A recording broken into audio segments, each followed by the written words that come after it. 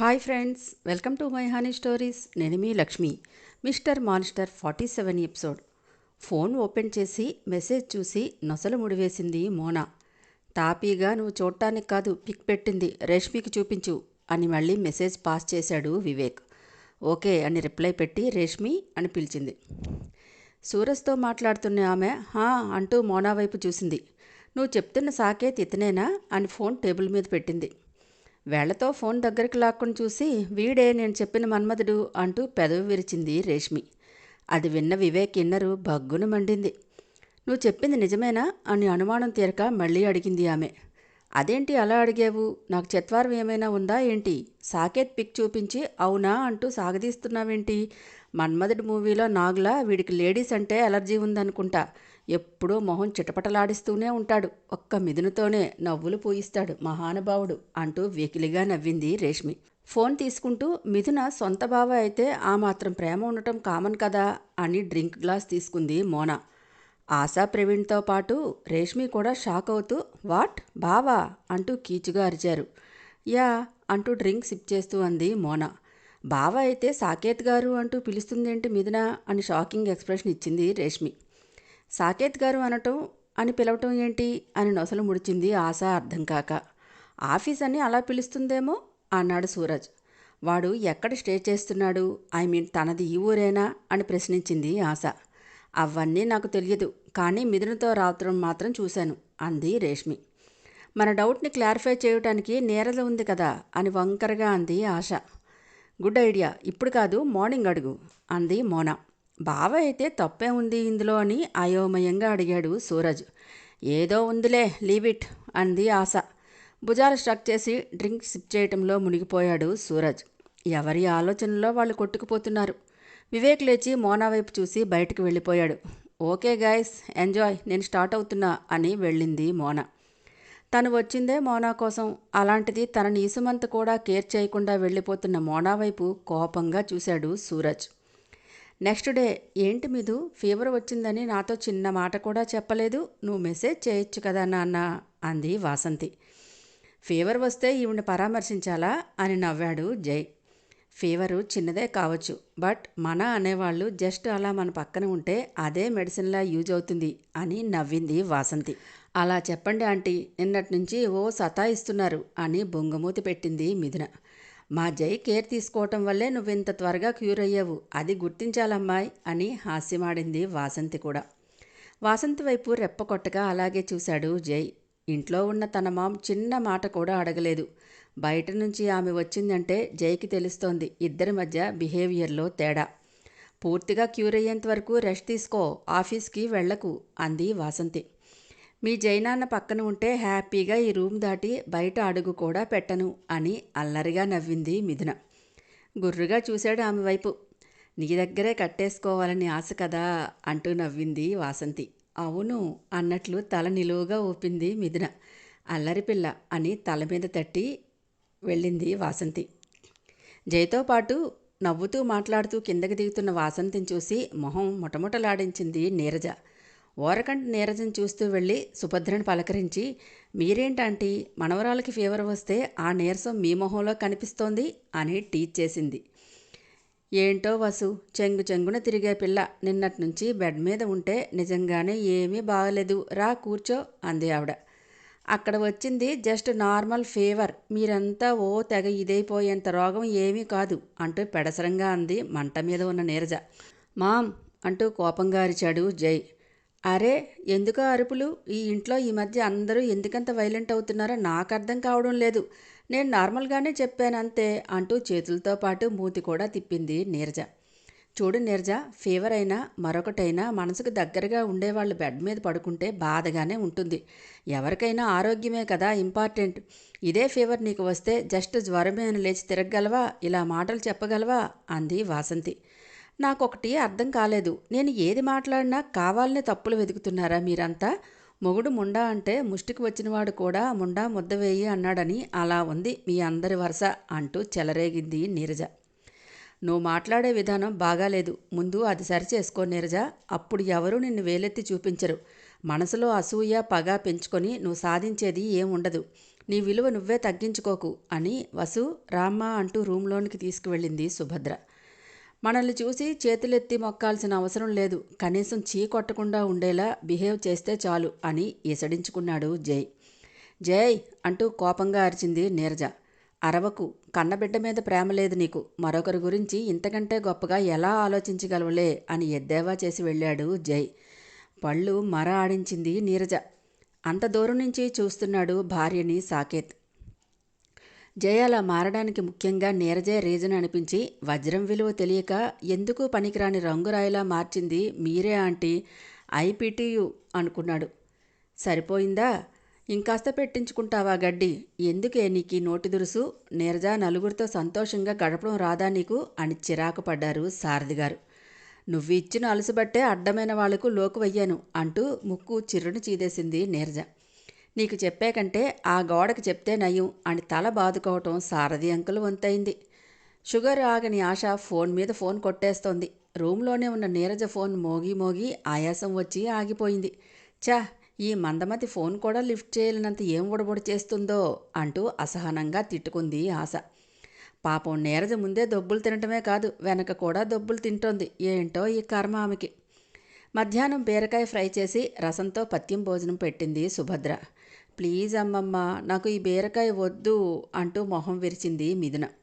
దమ్ బిర్యానీ తింటావా అంటూ వెక్కిరించాడు జై. కంటిరెప్పలు ఎగరేస్తూ యమ్మీ టేస్టీ ఫుడ్ అంటూ ఊరించింది పిల్ల. నాని, డాక్టర్కి కాల్ చేసి ఇంకో 4 ఇంజక్షన్లు తీసుకురమ్మంటాను అని ఫోన్ తీశాడు జై. బెక్కమొహం పెట్టి ఇంజక్షన్ ఎందుకు అంది. రసమన్నం కలుపుతూ ఎందుకంటావేంటే, బిర్యానీ తిన్నాక జ్వరం వస్తే పొడవటానికి అని నవ్వింది సుభద్ర. ఇంత అంటూ వేళ్లతో కొంచెం చూపించి, బిర్యానీకి 4 ఇంజక్షన్లంట, ఇదెక్కడ న్యాయం అధ్యక్ష, ఇది తొండి, నేను ఒప్పుకోను అని పేచీగా అంది మిథున. నువ్వు ఒప్పుకునేదేంటే తొక్క, వాళ్లే పొడిచిపోతారు, నేనే దగ్గర ఉండి మరీ పొడిపిస్తాను అని నవ్వాడు జై. నువ్వు ఉత్త చుప్పనాతోడు తెలుసా అని గుర్రుగా చూసింది. అది నాకు ఎప్పుడో తెలిసే, కొత్తదేమైనా ఉంటే చెప్పు అంటుండగానే ఫోన్ రింగ్ అయింది. డాడ్ కాల్ చేస్తున్నారు, నీకోసమే అని లిఫ్ట్ చేసి హలో డాడ్ అన్నాడు జై. హలో, మిథుకి ఎలా ఉంది నాన్న అని అడిగాడు సారథి. నాని లంచ్ పెడితే తింటోంది డాడ్. ఓకే గుడ్ అని సంతోష్ ఇచ్చిన ప్రజెంటేషన్ మీద నీ ఒపీనియన్ ఏంటి జై అని అడిగాడు సారథి. ప్రాజెక్టు ఓకే డాడ్, బట్ కొన్ని ఆబ్జెక్ట్గా ఉన్నాయి అంటూ బాల్కనీలోకి వెళ్ళాడు జై. అమ్మమ్మ, మీ మనవడు పనిమంతుడవుతున్నాడు అంటూ కిసక్కుని నవ్వింది మిథున. నేను కోరుకునేది కూడా అదే కదే, పర్వాలేదు, నా మనవడిని కొంగున కట్టేసుకుంటున్నావు అని హాస్యమాడింది సుభద్ర. మీకు అలా అనిపిస్తోందా, అక్కడ ఉంది పాదరసం, పట్టుకోవాలని చూస్తే పుట్టుక్కన జారిపోతాడు, అంతా సర్గారి అండలోనే ఉంటుంది, చూసేవారికి మరోలా కనిపిస్తుందంటే అంటూ పెదవి విరిచింది మిథున. చిన్నగా నవ్వి, వాడిలా ఇంట్లో ఉండటమే గొప్ప, అన్నం ప్రాసిన రోజునే ఆవకాయ తినకూడదు, మెల్లగా మొత్తం మార్చేసుకో అందావిడ. నా మీద మీకు భారీ ఎక్స్పెక్టేషన్స్ ఉన్నట్లున్నాయమ్మమ్మ, మనకంత సీన్ లేదు, అది మీరు గ్రహించాలి అని నవ్వింది మిథున. భారీగా పెట్టుకోలేదే, ఇల్లు భారీ విలువ తెలిస్తే చాలు, బిజినెస్ అంటావా తాపీగా వాడే చూసుకుంటాడు అంటూ వాటర్ ఇచ్చి ట్యాబ్లెట్ వేసుకో, నిద్రపోకు సరేనా అని వెళ్ళిపోయింది సుభద్ర. ఆశపెట్టిన మెసేజ్ చూసి నాతో చెప్పేంతంట ఇంపార్టెంట్ విషయం ఏముంది దీని దగ్గర, వెళితే నాకు కాస్త రిలీఫ్గా ఉంటుందా అని రెడీ అయ్యి బయటికి వెళ్ళింది Neeraja. Costly restaurant, high class people మాత్రమే వెళ్ళగలరు, అంత కాస్ట్ ఉంటుంది ఫుడ్ అక్కడ. అలాంటి రెస్టారెంట్ ఫ్యామిలీ క్యాబిన్లో కూర్చున్నారు ఆశ, నీరజ. ఆర్డర్ ఇచ్చిన ఫుడ్ రావడంతో సర్వ్ చేసుకుంటూ చెప్పు ఏంటి అంత ఇంపార్టెంట్ మ్యాటర్ అని అడిగింది నీరజ. మీ కోడల మీదన చాలా ఖతర్నాక్ ఆంటీ అంటూ స్టార్ట్ చేసింది ఆశ. మీ డాడ్ షేర్స్ మ్యాటర్ గురించి చెబుతున్నావా ఆశ అంది. నో ఆంటీ, మనీ ఉంటే ఇన్వెస్ట్ చేయించుకోవడానికి బొచ్చెడు కంపెనీస్ ఉన్నాయి, మీది ఒకటే కాదు కదా అని వంకరగా అంది. మరి అంటూ క్వశ్చన్ మార్క్ ఫేస్ పెట్టింది నీరజ.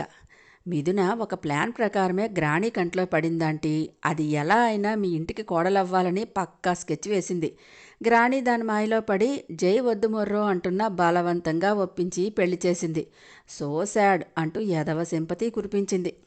అసహనంగా జరిగిపోయిన దానికోసం డిస్కషన్ అవసరమా ఆశ అంది నీరజ. అవసరమే ఆంటీ, మీకు తెలిస్తే ఇప్పుడైనా మేల్కొంటారని చెప్తున్నాను. మీరంటే నాకు చాలా ఇష్టం, పైగా అభిమానం, అందుకే మీకు నష్టం జరగకుండా హెచ్చరిద్దామని అంతే. ఓర్ది న్యాసాలో చూడాల్సిందే మరి. మా వాళ్ళంతా మిథునకి ఫ్యాన్స్ ఇప్పుడు. ఏమైనా చిన్న మాట అంటే అందరూ నా మీద పడి దండెత్తుతున్నారు అని కచ్చిగా అంది నీరజ. అదే కదా వాళ్ళ టాలెంట్ అని నవ్వి, ఇదంతా మిథున బావ సాకేత్ ఆడించే డ్రామా. నైస్గా మరదల్ని మీ ఫ్యామిలీలోకి ఎంటర్ చేసి వాడు కంపెనీ షేర్స్ కొనేసి ఆఫీసులో పాగా వేశాడు. వాట్ ఏ బ్రిలియంట్ ఐడియా కదూ అని వ్యంగ్యంగా నవ్వింది ఆశ. ఏమంటున్నావు ఆశ? ఆశ్చర్యంగా అంది నీరజ. అయ్యో, మీకు అసలు మ్యాటర్ చెప్పడమే మర్చిపోయాను కదూ, సారీ. సాకేత్ ఎవరో కాదు, మీ కోడలి మిథున సొంత బావ, మేనత్త కొడుకు అని తాపీగా మంట పెట్టేసింది. వాట్ అంటూ కీచుగా అరిచింది నీరజ. కింద పెదవిని లోపల నుండి బయట చేసుకుంటూ క్రూయల్గా నవ్వింది ఆశ. తను ఎక్స్పెక్ట్ చేసిన రియాక్షన్ నీరజ మొహంలో కనిపిస్తోంది. ఫేస్ ఆచీకారం పూత పెట్టినంత రెడ్గా మార్చేసి, నువ్వు చెప్పింది నిజమా అని సీరియస్గా అడిగింది. మదర్ ప్రామిస్ ఆంటీ అని అమాయకంగా మొహం పెట్టి, మీకు ఇంకో విషయం తెలుసా ఆంటీ? మిథునకి కాలేజ్ డేస్లో చాలా అఫైర్స్ ఉన్నాయి. పైగా దాని బావని పెళ్లి చేసుకోవాలని కూడా అనుకుంది. బట్ ఆస్తి మీద మోజుతో జైకి వలవేసింది అని నీరజకి ఫుల్గా ఎక్కించేసింది. అసలే మిథున అంటే అసూయ, పగతో రగులుతున్న నీరజకి అగ్నిలో ఆజ్యం పోసినట్టు అయింది ఆశ చెప్పిన అబద్ధాలకి. కోపంతో రగిలిపోతూ చైర్ నుండి లేచి పెద్ద పెద్ద అంగలు వేసుకుంటూ బయటికి వెళ్ళిపోయింది. చైర్ వెనకవాలి, ఇప్పుడు కదా అసలు మజా అంటూ వికటాట్టహాసం చేసింది ఆశ. సంతోష్తో బిజినెస్ డీల్ చేసుకోవాలని ఇద్దరూ డిస్కషన్ చేసుకున్నాక ఫైనల్ ఒపీనియన్కి వచ్చారు. ఓకే సార్, టుమారో ఆ పర్సన్ రమ్మంటే లాంటి కూడా చూసి అగ్రిమెంట్ చేసుకోవచ్చు. అంతలో నేను లీగల్ అడ్వైజర్తో మాట్లాడతాను అన్నాడు Saketh. Thanks Saketh, and sorry కూడా అన్నాడు సారథి. మీతో థ్యాంక్స్లు సారీలు చెప్పించుకునేటంత పెద్దవాడిని కాదు సార్ నేను. మన మధ్య వాటికి తావే లేదు అని నవ్వాడు సాకేత్. చిన్నగా నవ్వి, నీ ఒబీడియంట్ మిధు కూడా వచ్చిందనుకుంటా, ఎంతైనా జీన్స్ కదూ అన్నాడు సారథి. మిధు అంతా మా అమ్మ పోలిక సార్, అందుకే నాకంత ఇష్టం. తల్లిని ప్రేమించిన వాడు భార్యని ప్రేమిస్తాడు అంటారు. మరి మీ ప్రేమని అందుకునే అదృష్టవంతురాలు ఎవరో అంటూ కళ్ళు ఎగరేశాడు సారథి. అంతంగా బ్లష్ అయ్యి, ఉంది సార్ ఒక పిల్ల పిశాచి అంటూ నవ్వాడు సాకేత్. ఓ ఈజిట్, అయితే ముందే లైన్లో పెట్టావన్నమాట. నేనేం పెట్టలేదు సార్, సరాసరి మా అమ్మతో రికమెండేషన్ చేయించుకుని మరీ నా లైఫ్లోకి ఎంటర్ అయిపోయింది అని నవ్వాడు. అవునా, అయితే గడుగ్గాయే, ఒకసారి రమ్మను, మేం కూడా చూస్తాం అన్నారు సారథి గారు. వస్తుంది సార్, నేను ఇక్కడికి వచ్చాక వెళ్ళలేదు కదా, కారాలు మిరియాలు నూరేస్తుంది నా మీద. అలా నూరకపోతే మన మాట వినమోయ్ అన్నాడు సారథి నవ్వుతూ. తన క్యాబిన్కి వెళ్ళి సంతోష్కి మెయిల్ చేశాడు సాకేత్. ముందు రోజు నేటి ఏం జరిగిందో ఒకసారి చూద్దాం రండి. వివేక్ వెనకే వెళ్ళింది మోనా. కోపం పట్టలేక కార్ బానెట్కి పంచి ఇచ్చాడు వివేక్. ఏయ్ అంటూ అరుస్తూ వచ్చి, నీకేమైనా పిచ్చా, నిన్ను నువ్వు హెరాస్ చేసుకుంటున్నావు అని తిట్టింది. ఆ సాకేత్ నేమ్ వింటేనే నా బ్లడ్ బాయిల్ అయిపోతుంది మోనా అన్నాడు ఎర్రబడిన కళ్ళతో. వాడితో నీకేంటి అంత పగ అని డౌట్గా చూసింది ఆమె. లీవిట్ అంటూ అసహనంగా చెప్పి, నేను స్టార్ట్ అవుతున్నా, బాయ్ అన్నాడు. వెయిట్, బాగా డిస్టర్బ్డ్గా ఉన్నావు, నేను వస్తాను, కారు ఎక్కు, నేను డ్రైవ్ చేస్తా అంది మోనా. ఇట్స్ ఓకే, నేను ఇంటికి వెళ్ళను ఇప్పుడు, నువ్వెళ్ళు అన్నాడు వివేక్. గెస్ట్ హౌస్కే కదా, వెళదాం, నో ప్రాబ్లం అంటూ కారు డోరు ఓపెన్ చేసి డ్రైవింగ్ సీట్లో కూర్చుందామే. గోతికాడ నక్కలా ఎప్పుడా అంటూ ఊరిపోతున్న వివేక్కి పాజిటివ్ మెయిల్ రావడంతో వీపు వెనక రెక్కలు మలిచి స్కై డ్రైవ్కి వెళ్ళిపోయాడు బిడ్డ. ఎస్, నా ఎనిమీస్ ఇద్దరూ ఒకే ప్లేస్లో ఉన్నారు. చూడండిరా, మీ మీద నా పగ ఎలా తీర్చుకుంటానో. నన్ను 1 ఇయర్ బెడ్కే పరిమితం చేశావు కదా సాకేత్. ఏ మరదలి కోసమైతే నా మీద దాడి చేశావో అదే మరదలికి లైఫ్ అనేది లేకుండా చేసి హెల్ని చూపించేలా చేయకపోతే అప్పుడు నన్ను అడుగు అని కసితో బుసలు కొట్టాడు. ఎక్కువ ఊహలు ఊహించుకున్నట్లుంది కదా, నాకైతే అలాగే ఉంది మరి. డీల్ ఓకే అనటం, మోనాకి కాల్ చేసి జైకి వీడియోస్ ఫొటోస్ పంపించమని ఆర్డర్ వేసేశాడు వివేక్. ఆర్ యూ షూర్ అని రెట్టించింది మోనా. ఎస్, సారథి నా ప్రాజెక్ట్ డీల్ ఓకే చేశాడు. ఈ టైంలో కనుక జైని సాకేత్ని మెంటల్గా డిస్టర్బ్ చేస్తే ఎలాంటి సాగతీత ఉండదు, వెంటనే అగ్రిమెంట్ అయిపోతుంది, నువ్వు పంపించు అని కట్ చేశాడు. మిథున మీద ఎఫెక్షన్ పెంచుకున్నందుకు రిగ్రెట్ ఫీల్ అవుతూ ఉన్నావు జై. నన్నే కాదంటావా, పెళ్ళి అంటూ నన్ను ఊరించి ఆచలు రేపి ఇప్పుడు నీ పెళ్ళాం మీద మోజుతో నాకే హ్యాండ్ ఇస్తావు కదూ. చూడు మళ్ళీ నా కాళ్ళ దగ్గరికి ఎలా రప్పించుకుంటానో అని క్రూయల్గా నవ్వుతూనే తన గ్యాలరీలో ఉన్న ఫొటోస్ వీడియోస్ అన్నీ జై మెయిల్కి సెండ్ చేసింది ఫేక్ ఐడితో మోనా.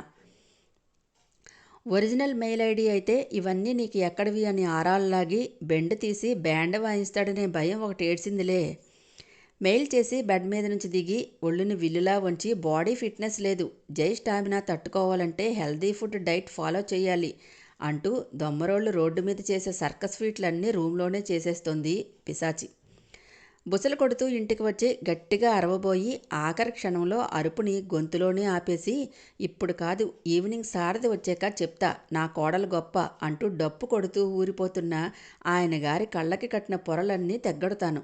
అమ్మని అని కూడా చూడకుండా నన్నే ఎగతాళి చేశావు కదూ జై, నీ భార్య ఎలాంటి క్రూయల్ లేడీనో నీకు తెలిసేలా చేస్తాను, మీ అందరికీ మిదిని మీద ఉన్న పిచ్చిని వదలగొడతాను అంటూ శబదాలు పూని రూమ్కి కూడా వెళ్లకుండా సోఫాలో తిష్టవేసింది నీరజ. ఇక్కడ పీతబుర్ర ఆంటీకి ఒకటి అర్థం కావడం లేదు. మిథునతో తన కొడుకు లైఫ్ ముడిపడి ఉంది. తను చేసే తింగర పని వల్ల వాళ్ళ కాపురం కూలిపోతుందనే ఈసుమంత కామన్ సెన్స్ కూడా లేదు. ఏంటబ్బా, మిథున పోతే ఇంకో కోడలు వస్తుంది అనే ఆలోచన ఏంటో కర్మ. ఇది చీరా జ్యువెలరీనా నచ్చకపోతే ఎక్స్చేంజ్ చేసుకోవడానికి?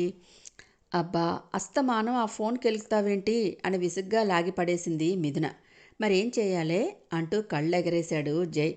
ఊహూ అంటూ తిణుకుతూ అడిగింది పిల్ల. తన సందిట్లో చేర్చుకొని మెడ మీద ముద్దు పెట్టి, ఏంటే నీ బాధ అని పెదవులతో నిమురుతూ అడిగాడు జై. మెడ చుట్టూ చేతులు లతలా అల్లేసి బోర్ కొడుతోంది అని రాగాలు పోయింది. బోర్ కొట్టని గేమ్ ఉంది, ఆడదామా అంటూ పెదవులతో స్కిన్ లాగుతూ అడిగాడు జై. నీలాల నేత్రాలను విశాలంగా సాగేసి, ఏంటా గేమ్ అని ఉత్సాహంగా అడిగింది. అమ్మా నాన్న ఆట, అసలు టైమే తెలియదు, బోర్ కొట్టదు ఎంత ఆడుకున్నా, స్టార్ట్ చేద్దామా అని మెత్తని ఎద మీద తమకంగా ముద్దులు పెడుతూ, చెప్పవే అంటూ మరింత అదుముకున్నాడు జై. అతని వెచ్చని కౌగిలిలో మైనంలా కరిగిపోతూ తమకంగా ముద్దులు పెట్టింది మిథున.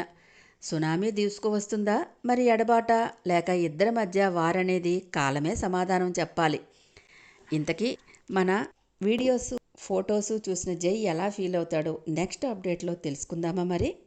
వెంటనే ఫాలో చేయండి ఫ్రెండ్స్. చక్కని ఒక కామెంట్ని పాస్ చేయండి. నెక్స్ట్ అప్డేట్ కోసం వెయిట్ చేస్తూ ఉండండి.